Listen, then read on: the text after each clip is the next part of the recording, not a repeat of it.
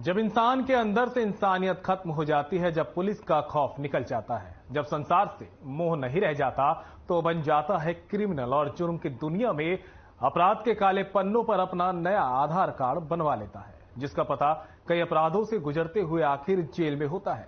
जुर्म के अनोखे अफसाने, हैरत अंगेज और खौफनाक वारदात की खून से सनी तस्वीरें, काले कारनामों की कहानियां जो आपके रोंगटे खड़े कर देंगी। लेकिन हमारा मकसद सनसनी फैलाना नहीं, बल्कि आपको सावधान करना है कि कहीं कातिल आपके आसपास तो नहीं है। तो आज भी हाजिर हूं मैं, संदीप निरंजन सरकार, सनसनी से भरी कई वारदातों के किस्सों को लेकर, जो कराएंगी आपका सच से सामना और रूबरू कराएंगी आपको दुनिया की सच्चाई से। हम आपको दिखाएंगे जुर्म से जुड़ी ऐसी खबरें, क्योंकि आपके हर कहानी है साइबर सिटी गुरुग्राम से, जो अपराध की सिटी के नाम से भी जाने जाने लगी है। यहां बदमाश इतने बेखौफ हो गए हैं कि रामलीला का फायदा उठाते हुए अपराधियों ने अपने मंसूबों को अंजाम दे डाला। दरअसल साइबर सिटी गुरुग्राम में भीमनगर में रामलीला देखने आए 20 वर्षीय युवक की गोली मारकर हत्या कर दी गई, जिसके बाद अपराधी फरार हो गए। आखिर क्या है पूरा मामला, देखिए रिपोर्ट।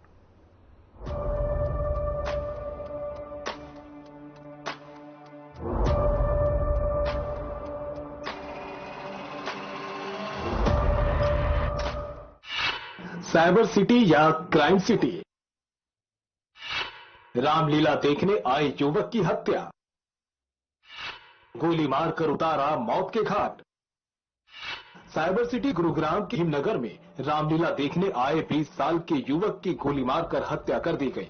मृतक की पहचान आशीष के रूप में हुई है। पुलिस ने रामलीला मैदान के पास लगे सीसीटीवी फुटेज को कब्जे में लेकर मामले की तफ्तीश शुरू कर दी है।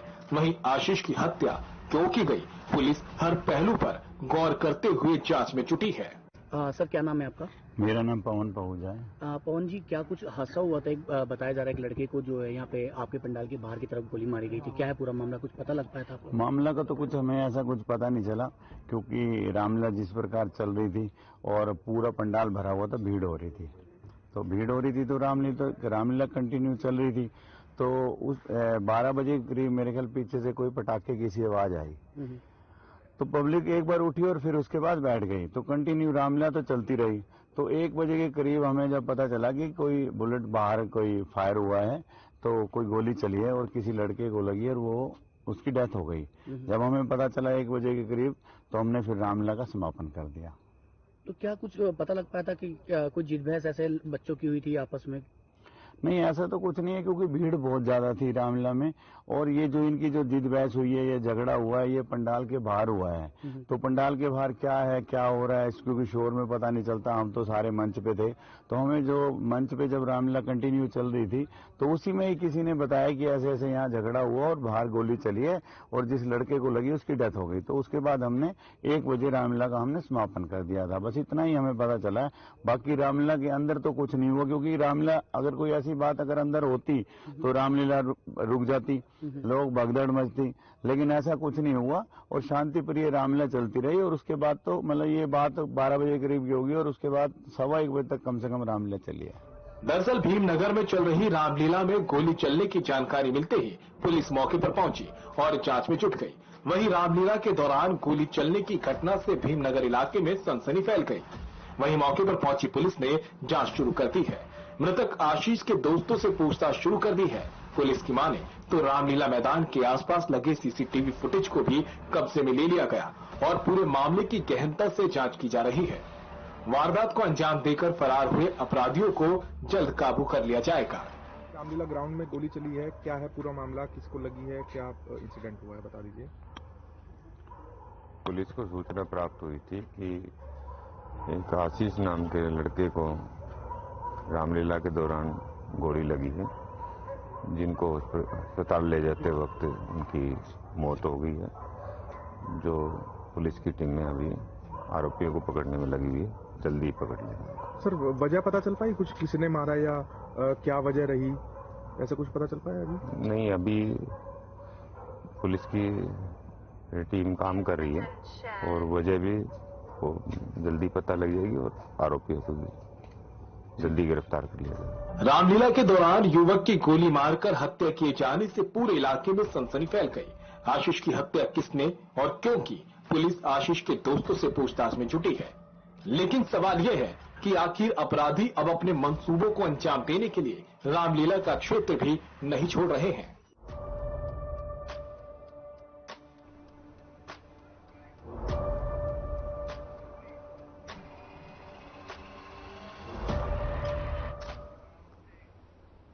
बाडड़ा में बदमाश बेखौफ हो गए हैं। ये बदमाश दिन दहाड़े भी किसी पर भी हमला करने से पीछे नहीं हटते। ऐसी ही एक खौफनाक वारदात बाडड़ा से सामने आई है। आपको दिखाते हैं क्या है ये पूरा मामला।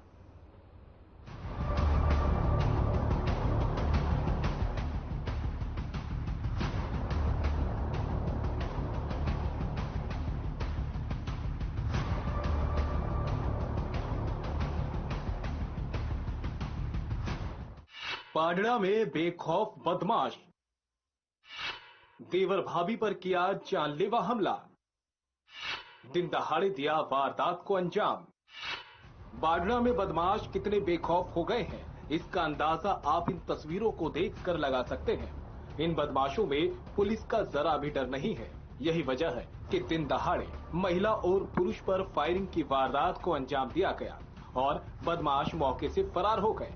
बता दें कि तस्वीरें डालाबास के पास की है, जहां हुई गांव के रहने वाले देवर भाभी पर जानलेवा हमला किया गया। बाइक सवार 3 बदमाशों ने वारदात को अंजाम दिया। हुई के रहने वाले महेश के पैर में गोली मारी गई, जबकि उसकी भाभी के हाथ पर गंडासी से वार किया गया। वारदात के बाद हमलावर मौके से फरार हो गए। वहां जुटी भीड़ ने पुलिस को सूचना दी, जिसके बाद घायलों को उपचार के लिए भिवानी सिविल अस्पताल भेजा गया। कल सूचना प्राप्त हुई थी कि बारडा से दादरी रोड पर गोली चली है, जिस पर मौके पर पहुंचा, मौका सुरक्षित कराया गया, घायलों बारे पता किया गया। बाद में सूचना प्राप्त हुई कि महेश उर्फ टिट्टा और रोशनी नाम की लेडीज, ये दोनों भिवानी एडमिट हैं। भिवानी पहुंचा तो महेश रोहतक रेफर मिला, रोशनी अनफिट मिली। फिर रोहतक पहुंचकर महेश के बयान अंकित करे, मुकदमा दर्ज कराया। एफएसएल टीम से मौका मुलाजा कराया गया है। तफ्तीश जारी है, आरोपियों की तलाश की जा रही है। क्या हमें कोई एफआईआर कटी है सर? हाँ, 3 आरोपी बाई नेम हैं, तीनों गांव हुई के रहने वाले हैं। पुरानी रंजिश देखी जा सकती है? हाँ, कुछ पुरानी रंजिश से भी मामला जुड़ा है। बाकी तफ्तीश जारी है, तफ्तीश के दौरान तथ्य आएंगे, कार्रवाई की जाएगी। जानकारी के मुताबिक हुई निवासी महेश अपनी भाभी को लेकर बाइक पर बाडड़ा से अपने घर आ रहा था। डालाबास के पास उन्हें बाइक सवार युवकों ने रुकवा लिया। उन्होंने महेश पर फायरिंग कर दी, जिसमें गोली उसके पैर में लगी। इसके बाद हमलावरों ने महिला पर गंडासी से हमला किया। बचाव करते समय गंडासी महिला के हाथ में लगी और वो लहूलुहान होकर सड़क पर गिर गई। उसके बाद तीनों हमलावर बाइक पर बैठकर फरार हो गए। सड़क से गुजर रहे राहगीरों ने घायल महिला और युवक को संभाला। उन्हें उपचार के लिए भिवानी सिविल अस्पताल ले जाया गया। मामले की सूचना मिलते ही बाडड़ा थाना पुलिस मौके पर पहुंची और जांच शुरू कर दी। जांच अधिकारी को बयान दर्ज करने के लिए भिवानी सिविल अस्पताल भी भेजा गया। तो वहीं खुलासा ये भी हुआ है कि घायल खुद भी 10 दिन पहले ही जेल से बाहर आया था। घायल महेश के खिलाफ साल 2022 में बाडड़ा थाने में हत्या का केस दर्ज हुआ था। उसने बाडड़ा पंचायत समिति सदस्य के पति विकास को घेरकर फायरिंग की थी, जिसमें महेश को जेल हुई थी। पुलिस इस एंगल से भी जांच कर रही है। बता दें कि हमले के बाद का एक वीडियो भी सामने आया। कुछ सेकंड के इस वीडियो में रोशनी देवी लहूलुहान हालत में सड़क किनारे पड़ी दस्त कराहती नजर आ रही है, जबकि महेश भी गोली लगने से सड़क किनारे घास में पड़ा है। एक स्थानीय महिला घायल महिला को कपड़ा बांधकर उसके हाथ से खून रोकने की कोशिश भी कर रही थी। दिन दहाड़े हुई इस वारदात ने एक बार फिर से सवाल खड़े कर दिए कि क्या बदमाशों में पुलिस का जरा भी खौफ नहीं रहा। Bureau report.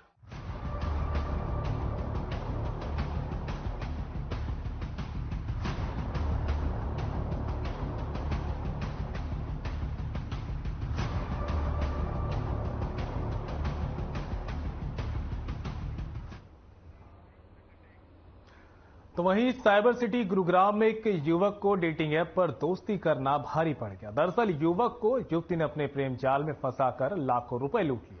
इसके पीछे की और भी चौंकाने वाली खबर है। क्या है पूरा मामला, देखिए रिपोर्ट।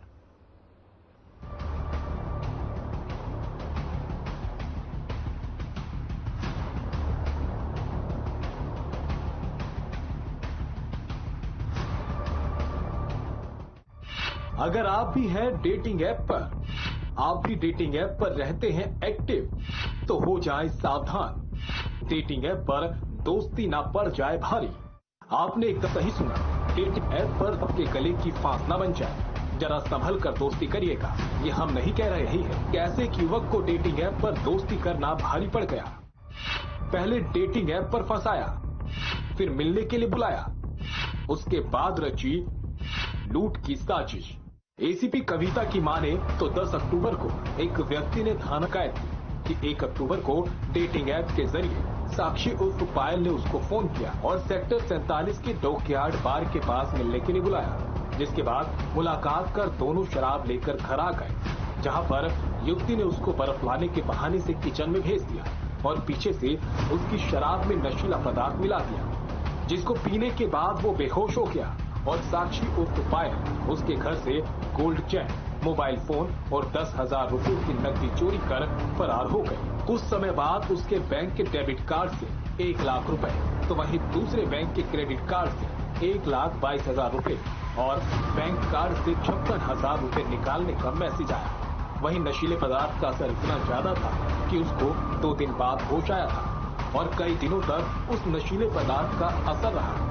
इस शिकायत पर थाना टीएलएफ में धारा 328, 380, 420, 120B और 411 के तहत केस दर्ज किया गया।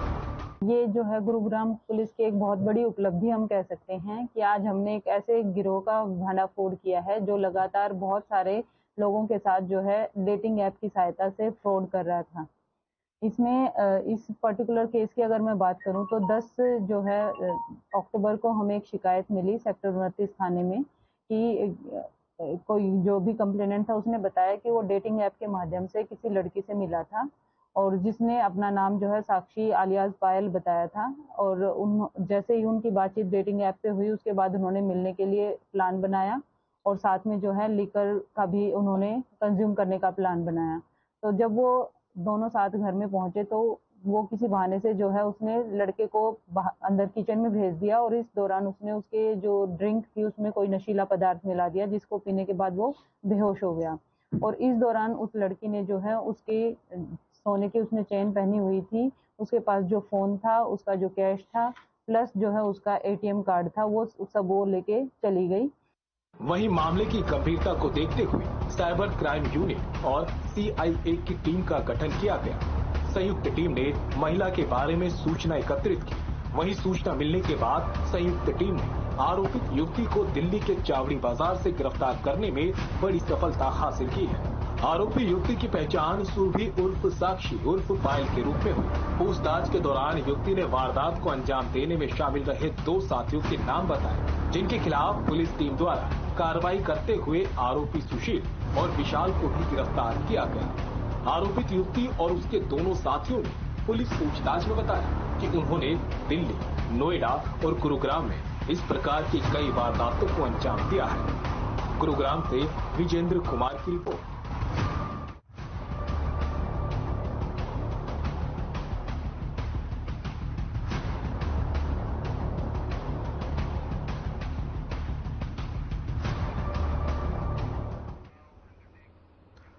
तो वहीं अंबाला में सेक्स रैकेट का काला कारोबार किया जा रहा था। पुलिस को जब इसकी सूचना मिली तो पुलिस ने कार्रवाई करते हुए सेक्स रैकेट का भंडाफोड़ किया। रिपोर्ट देखिए।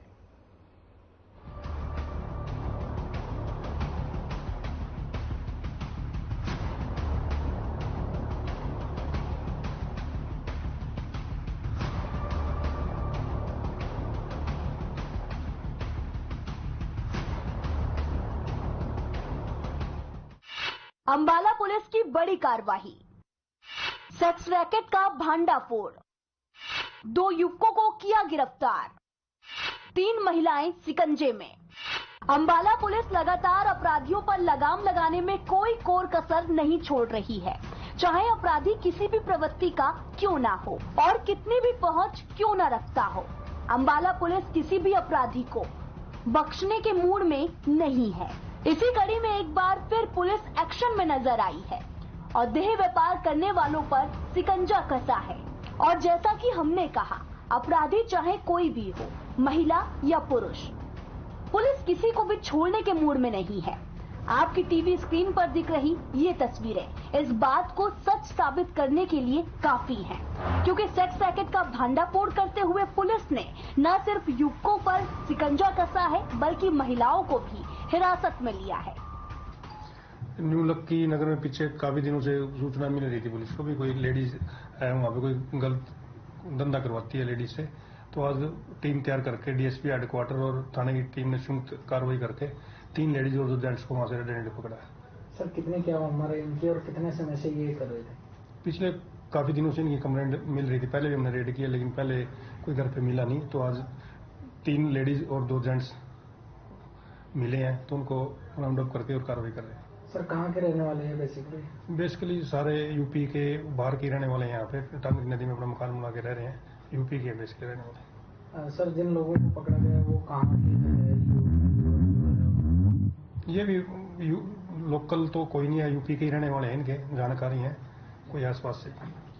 इस धारा सर मुकदमा किन धाराओं में क्या किया? मोटर ट्रैफिकिंग एक्ट के तहत ही मुकदमा दर्ज करके और आगे कार्रवाई करेंगे। सर ये कहीं से लड़कियां लेकर आते थे या फिर इनके कोई जानने वाले इस तरह की थी? लड़कियां भी तो पूछताछ करेंगे लड़कियों से, बाहर की लड़कियां बाहर की बता रही हैं वैसे, उनसे पूछताछ करके जो भी जैसा आगे होगा वो कार्रवाई। इस मामले में महेशनगर थाना के एसएचओ रामपाल ने जानकारी देते हुए बताया कि उन्हें सूचना मिली थी कि न्यू लक्की नगर के एक इलाके में देह व्यापार का काला कारोबार किया जा रहा है।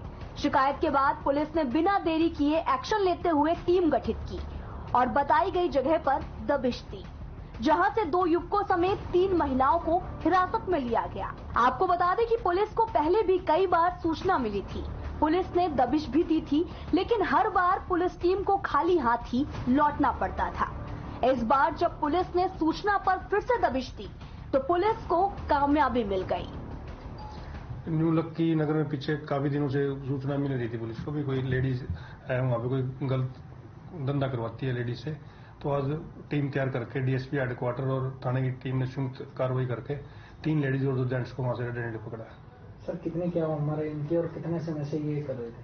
पिछले काफी दिनों से इनकी कंप्लेंट मिल रही थी, पहले भी हमने रेड किया लेकिन पहले कोई घर पे मिला नहीं, तो आज 3 लेडीज और 2 जेंट्स मिले हैं तो उनको राउंड अप करके और कार्रवाई कर रहे हैं। सर कहाँ के रहने वाले हैं बेसिकली सारे यूपी के बाहर के रहने वाले हैं, यहाँ पे टांगरी नदी में अपना मकान बना के रह रहे हैं, यूपी के बेसिकली रहने वाले। सर जिन लोगों को पकड़ा गया वो कहाँ के हैं?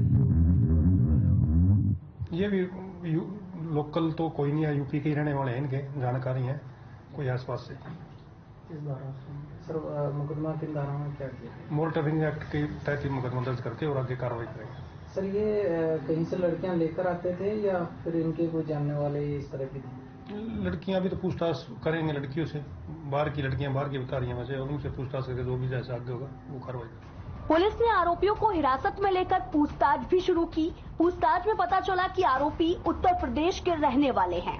फिलहाल पुलिस ने इस मामले में देह व्यापार अधिनियम के तहत मुकदमा दर्ज कर कार्यवाही शुरू कर दी, लेकिन सबसे बड़ा सवाल यही है कि कब तक इस तरह के देह व्यापार का काला कारोबार प्रदेश में चलता रहेगा। अंबाला से ब्यूरो रिपोर्ट।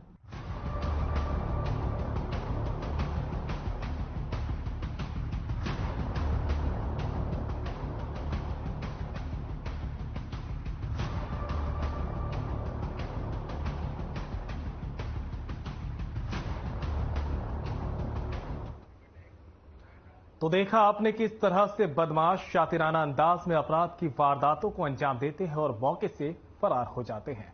हमारे इस खास कार्यक्रम का मकसद आपको डराना नहीं था बल्कि आगाह करना था, क्योंकि हो सकता है कि कोई बदमाश दोस्ती और अपनेपन का चोला पहनकर आपके आसपास ही घूम रहा हो। तो सावधान रहिए और ऐसी ही वारदात भरी कहानियों के लिए देखते रहिए हमारा खास कार्यक्रम क्रिमिनल।